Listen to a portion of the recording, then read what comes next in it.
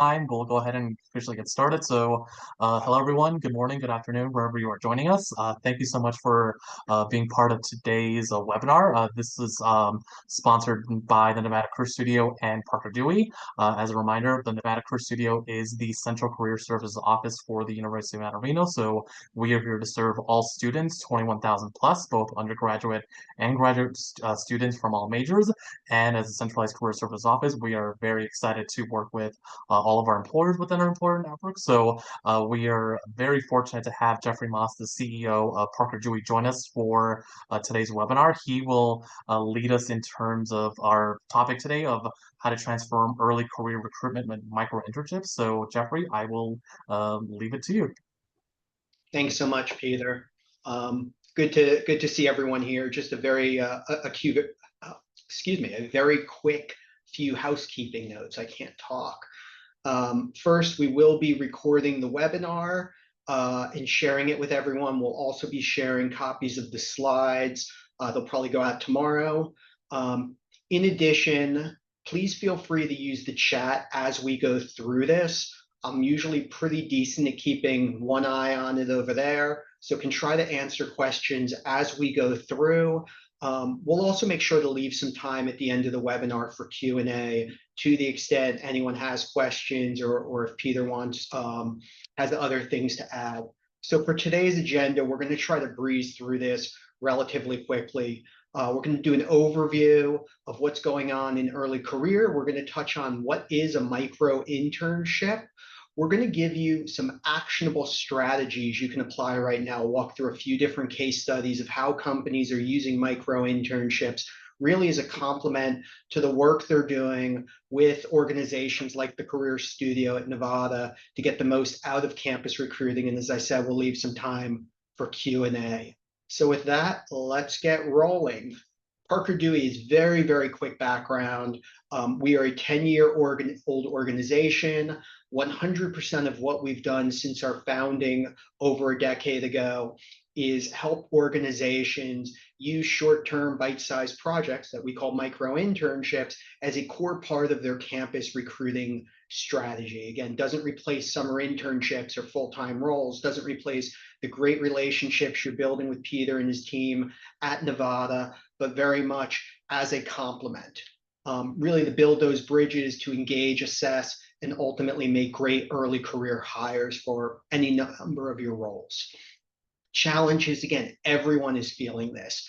For those folks who lead campus recruiting teams who are on this call, you know that the traditional playbook is not as effective as it once was. Students are saying that the process doesn't effectively allow them to demonstrate skills. It doesn't allow them to effectively explore career paths. We're seeing first-year turnover near 50%.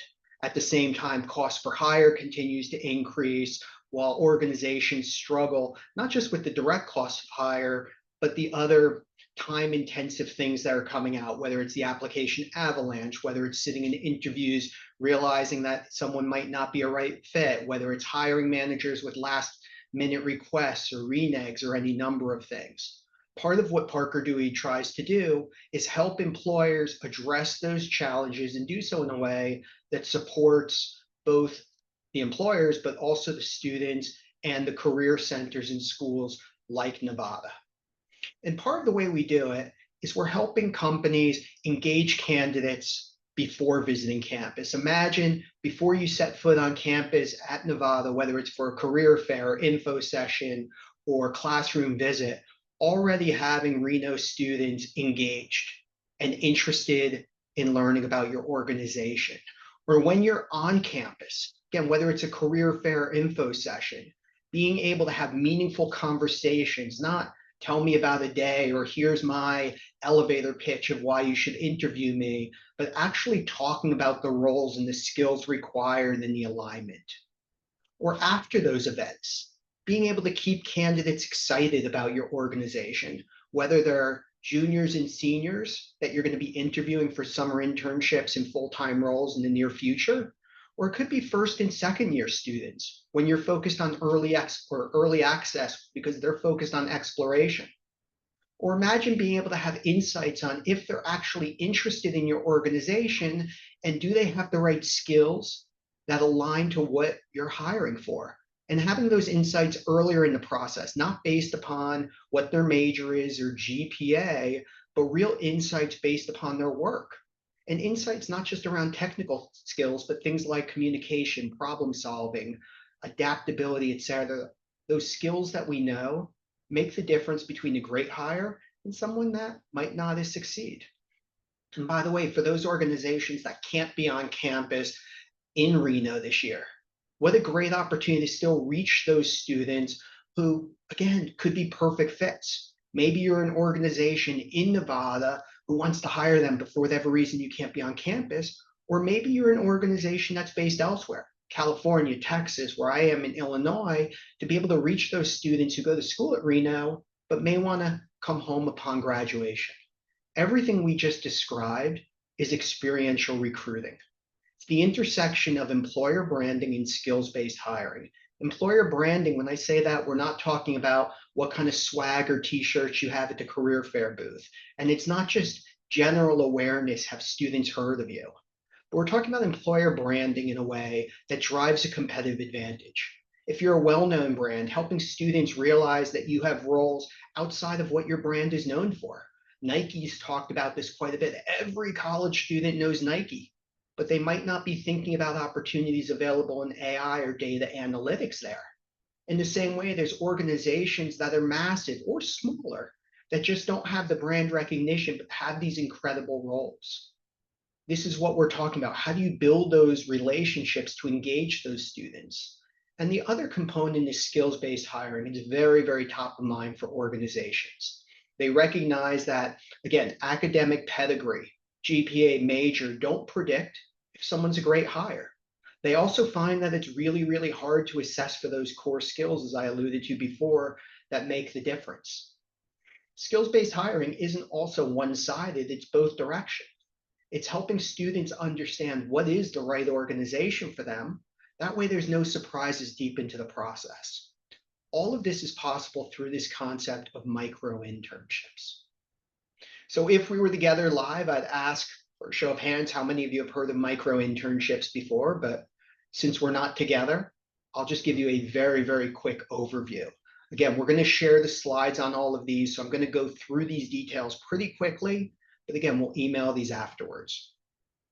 Micro-internships are very, very short-term projects, typically 10, 20, 30 hours, that college students complete that align to those entry-level roles at your organization.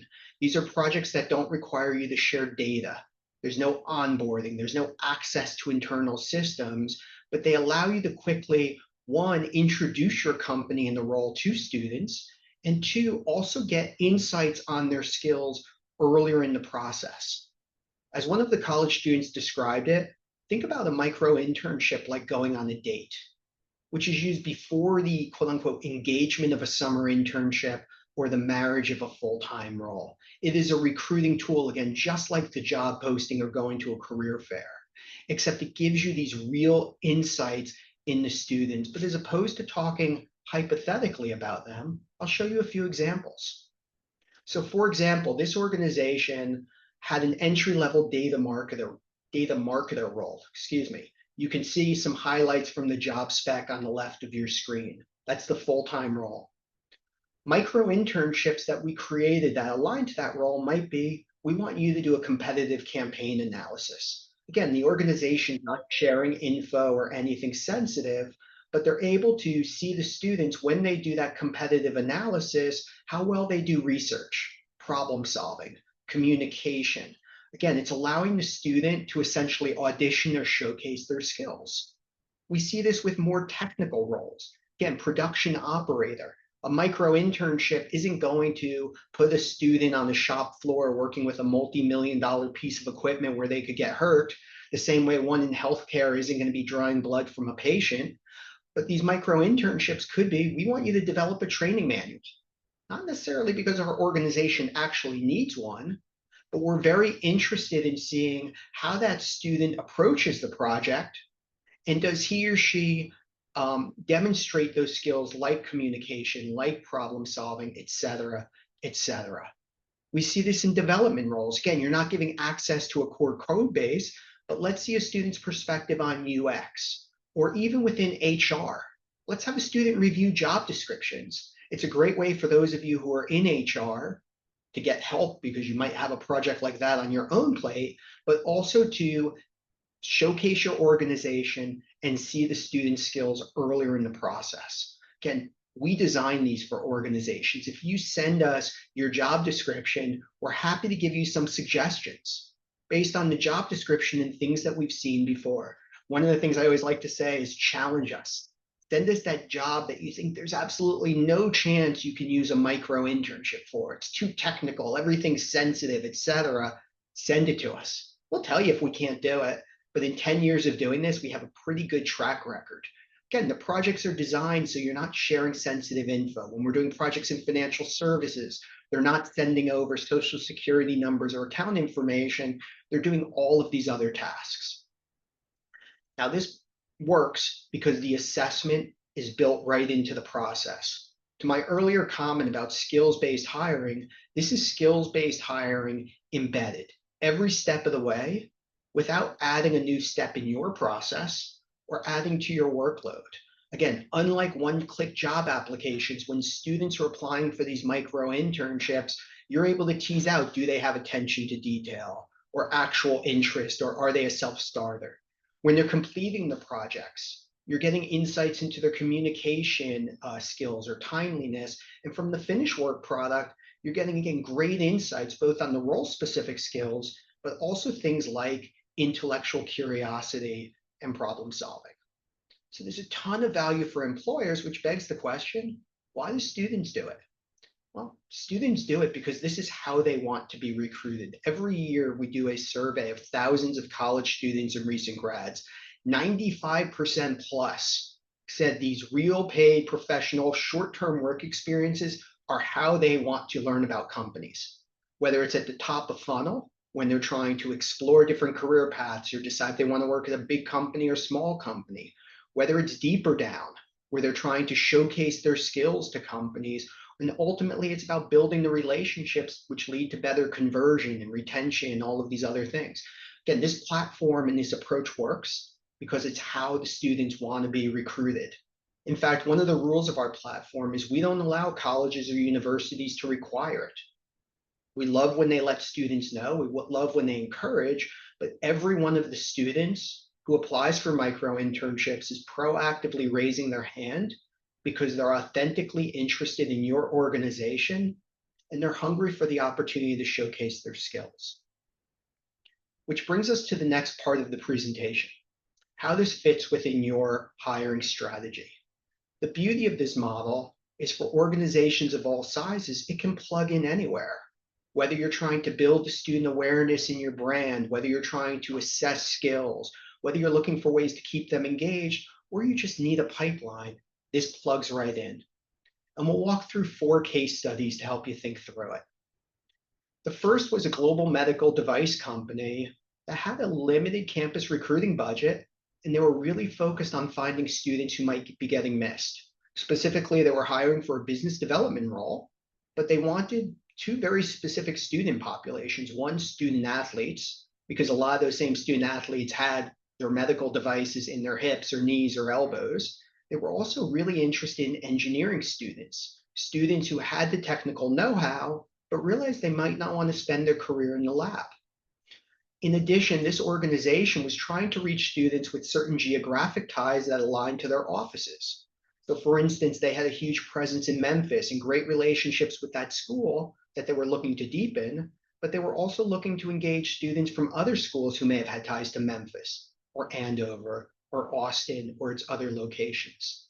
So they created a project where students were going and researching one of the specific products that this organization offered and essentially creating a pitch. How would they present that product to a potential hospital system that could be a potential customer?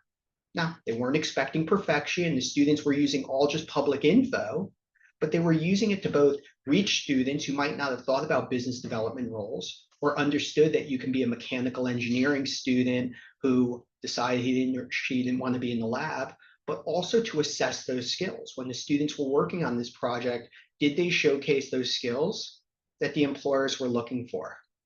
They reached students from over 1,000 different institutions. They ultimately filled 100% of their roles. And more interestingly, the roles were filled by people who didn't just do a great job, but they didn't job hop. In fact, one of the students who was selected got an Employee of the Year award from the company. A year and a half later, by the way, 100% of those students are still there and doing great. The other thing that stood out about this was the feedback from the hiring managers. The hiring managers loved it because instead of HR just going with the resume and the notes from the phone screen, they were actually sharing with the hiring manager actual work sample that these students had done. It let the hiring manager get insights into their skills, and then in the interviews themselves, were able to do a deeper dive. The second example is more focused on that assessment. How do we source and ultimately select candidates? This organization is a national fitness chain, very well known, especially if you have friends, or in my case, a wife that goes almost every morning. They were having some really interesting challenges. First of all, they were getting inundated with resumes because they would have so many students who would apply thinking the roles were to be a trainer or work in one of the facilities, even though these roles were for corporate. They also found a lot of people that they were most interested in weren't applying because, again, they had preconceived notions. They didn't think that a company like this was hiring for HR, or thought the HR roles were, again, go recruit trainers. Not that there's anything wrong with it, but it was a different kind of role. The other challenge they were having is they would bring people in and find the performance may not have been there. So for this organization, they realized they had their own HR related project they were trying to get done. Within HR itself, they were trying to evaluate their onboarding process for new hires. So they posted a micro-internship to go do a review of best practices for new hire onboarding, go evaluate a bunch of companies, put together a presentation with a one-page summary. They selected multiple students to do the project because, again, they were building this pipeline and they were using it as a top of funnel assessment. But what was interesting was two of the candidates they selected were very different. One of the candidates was an HR major with a crazy high GPA from a very fancy school. The other, they were a little bit on the cusp about. She had a great answer to the question, but she wasn't HR and her school wasn't as prestigious. They picked both. Both students did the project. I'm sure you can guess where this story is going. The student with the HR major from the fancy school and the high GPA submitted the work on top. There was some good data in there, but there's also some typos and it wasn't really communicated well and a couple other problems. The student who they were on the fence with was the example at the bottom. Great insights, showcase communication, could empathize with what is a hiring manager or busy professional looking for. Ultimately, the student at the bottom was hired for a summer internship and then a full-time role. In the words of the hiring manager, this is someone we probably wouldn't have interviewed otherwise. And she's been with the company now several years and continues to thrive. Again, really helped both engage that student and determine she was the right one. The third example I love because we're all here with the Reno folks. Companies like this hospital system were trying to deepen the relationships with the schools that they were already working with. So again, it's great to come to the Career Center. It's great to have someone like Peter as an advocate that you can reach out to. But this organization was looking for two other things. How do we get to know students who might not be considering healthcare and introduce them to the plethora of opportunities? But also, how do we deepen relationships with the clubs to really get a competitive advantage in a space that's highly competitive for top talent? So again, they identified some of these tough to fill roles. They created micro-internships aligned to them, and they made them available exclusively to students at a school like Reno. Again, the results were nothing short of astounding. They were able to get that competitive advantage. When they showed up on campus for the info session or event, they already had a list of students who not only had done the projects, but also those who raised their hand and expressed interest that they could invite to events. They were also able to see the specific skills the students demonstrated while working on these projects to, again, give that first pass assessment. And the last example is especially timely right now. with organizations facing so much pressure around early career hiring and demonstrating the value of bringing in folks for internships and entry level full time roles, this global Fortune 500 water company was looking for data. Yes, they wanted to expand their early career program and make the case, but they were also looking for sort of proof that they could share internally. They were focused on targeting students similar to some other cases with geographic ties. They were also tied to some other strategic initiatives around sort of gender equity and backgrounds. Again, big focus on veterans and others. So they piloted in one specific department and then expanded. But here's what gets interesting. All of this data was at their fingertips. They were able to see what students were engaged from various locations where they had offices. Again, not just one click job application, but actually took the time to show real engagement. They were able to go back to HR leaders and C suite and show the impact they're able to have on things like gender equity. They also had data around the cost per hire, cost per school, and other metrics. This was such a huge differentiator, both in protecting the program, but also in driving the scale. And again, this works because it plugs into companies across the process, whether it's the top of funnel to drive the interest from students across programs, students who might not be thinking about your company or your industry or your role, to build the relationships with them, to get insights into their skills, and then ultimately the drive to better conversion. What we see, in fact, is meaningful impact. I'm really proud of the fact that over 80% of the students, not on our platform, but who are actually selected for these projects, come from populations underrepresented in the workforce. And we're not just talking sort of racial or ethnic diversity, we're also thinking about groups like veterans, first gen, Pell eligible, adult learners. You know, a lot of the organizations here have initiatives focused on that because they've realized such great talent might be getting overlooked. We look at things like cost per hire compared to the NACE average of 6 grand or so, we typically see 40 to 80% plus in effective savings. And it's not just on hiring. North of 98% of students who complete micro internships stick around at the company. It's not that near 50% first year attrition. And this is all available to you. You're able to, again, build the brand. We have an entire team, as I said before, that crafts these micro internships, on demand data that both lets you demonstrate the success of your program, but also prepare for the future. So I know we have 5 minutes left. I'll leave time for questions, but real quickly before we get to those, what now?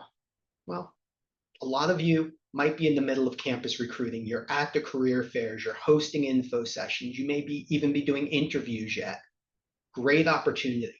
Or if you're not yet sure about your plan, there's also a great opportunity. And if you're anywhere in between, before you're showing up on campus this year, what a great way to reach those students to drive interest. Either students who attend schools that you have deep partnerships with, like Reno, or maybe you're not yet, you don't yet have that deep relationship with Reno. Again, you can engage the students. When you're showing up for the career fairs, whether they're virtual or on site, or you're hosting events, you can use the projects as a catalyst to drive conversation or keep the students warm afterwards. It's a great way to get insights before you invest the time in phone screens or interviews. And ultimately, if you can't be there this year, we understand budgets are tough. Your campus recruiting outcomes don't need to suffer.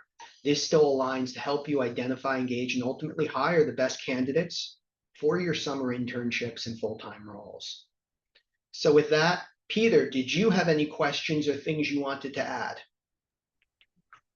Mm, Nothing immediate right now, Jeffrey. Again, great information that you were able to share for our employers. I will say that I do want to do a quick introduction to one of my colleagues, also in the office, Carrie Ann Forbes. She's our coordinator of outreach and programming for the Nevada Career Studio. So her and myself and our other team members here, we've been doing our best to let not only employers know about these opportunities, but also as we really the focus of this is to let the students know because we want our students to find, and apply for these, opportunities, whether they are micro internships, could be a formal internship, whatever it is. We just want to make sure that they are getting that real world experience in a professional setting so that they are able to stand out in the application process when they are, pursuing, that full-time career after graduation, or if they choose to go to graduate school or, a professional school afterwards, we want to make sure that they are prepared.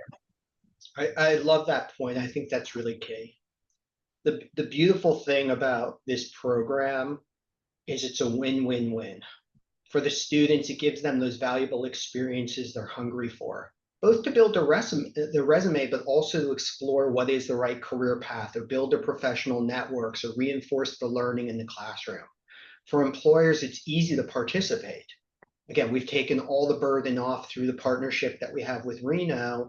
So again, it's a great feeder for your internship program or full-time hiring, not a replacement. Or if you don't yet have the scale of an internship program, it's a great way to dip your toe in the water. And the school, again, it's a great way for them to continue to get insights on their students and the needs of employers so they can continue to best support you. So again, it's a true honor to work with Peter and Carrie Ann and the team there. We got a question in the chat from Daniel about high school students. Parker Dewey is available exclusively to those, we call them career launchers, who are either currently enrolled or recently graduated from a post-secondary program. Could be a 4-year program, again, like Reno, could be a 2-year, could be a workforce or boot camp, exclusively to individuals over 18. We do that for a few reasons. First, the legal aspects of being over 18, but the other reason we do it is a recognition that we want to make sure we're creating real value for employers. Every one of the students on the platform, or students and recent graduates, are individuals that will be looking for full-time roles either right now or in the near future. And once you start getting into high school, that value proposition for employers becomes less direct. Employers certainly are doing a lot to engage high school students, and we think it's a wonderful thing. But again, the value declines over time. The other reason is a lot of high school programs are very, very focused on, call it the educational aspect. They're coming in and really telling or introducing students to roles. In this case, it's the student really, yes, learning about the role, but giving them the opportunity to showcase the skills, really giving them an opportunity to put their best foot forward. Again, Daniel, if you have other questions around the high school side, I'm happy to talk more with you. We do a lot of work with high schools where we're sharing data and information to really support that because we think it's so valuable and important. And for employers, helping them connect with high school programs that are very much aligned. But want to make sure I'm direct in answering this question. Any other questions from the chat, or did I do such an amazing job that I answered everything?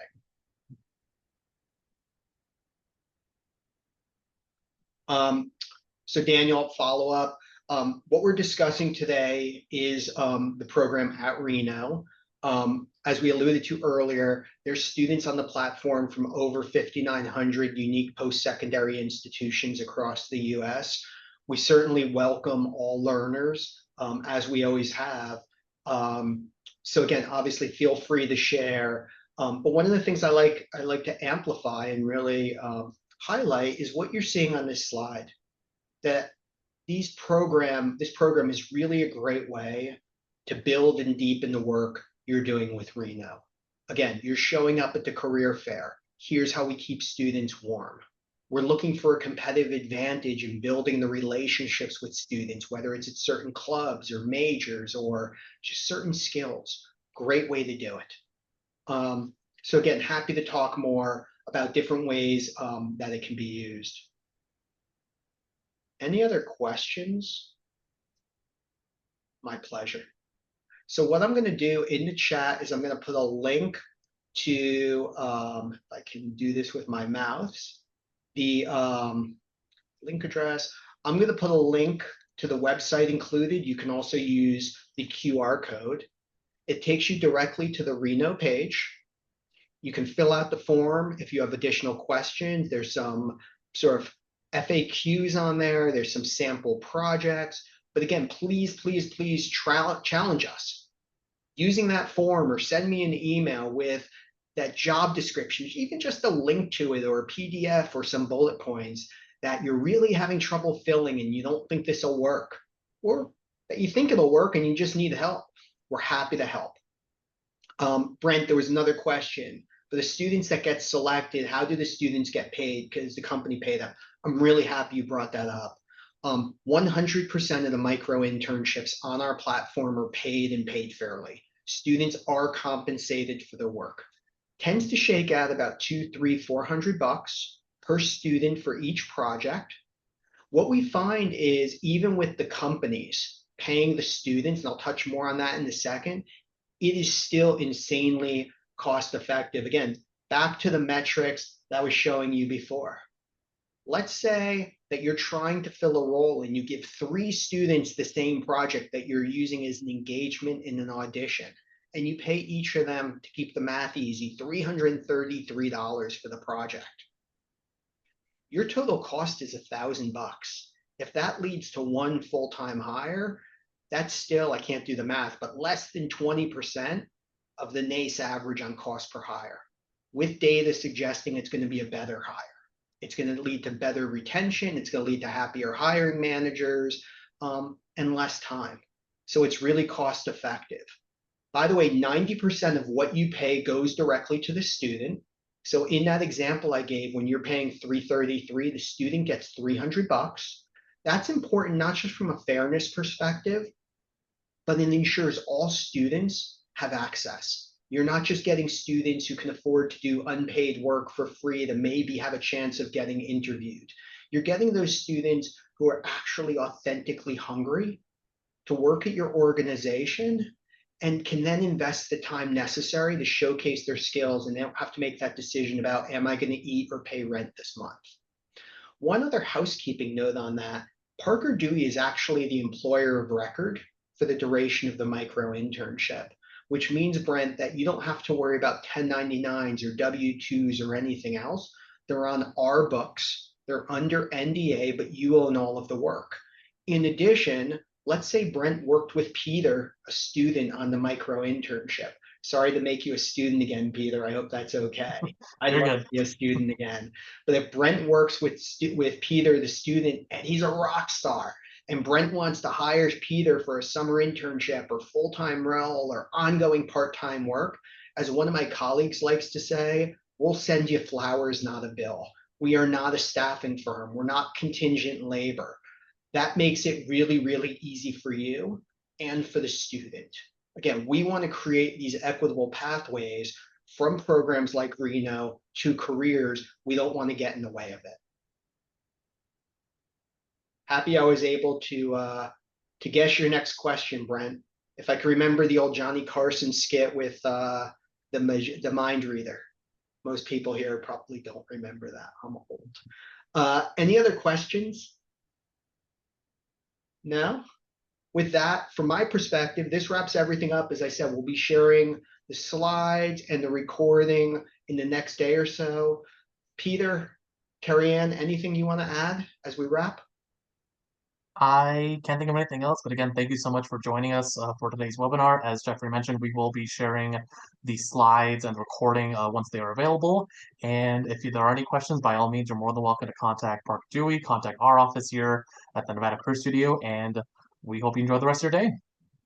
Thanks so much for the opportunity. And it's just such a pleasure working with you and your colleagues. Have a wonderful rest of is it Tuesday? Wonderful rest of the Tuesday, everyone. Yes. Yes. Take care.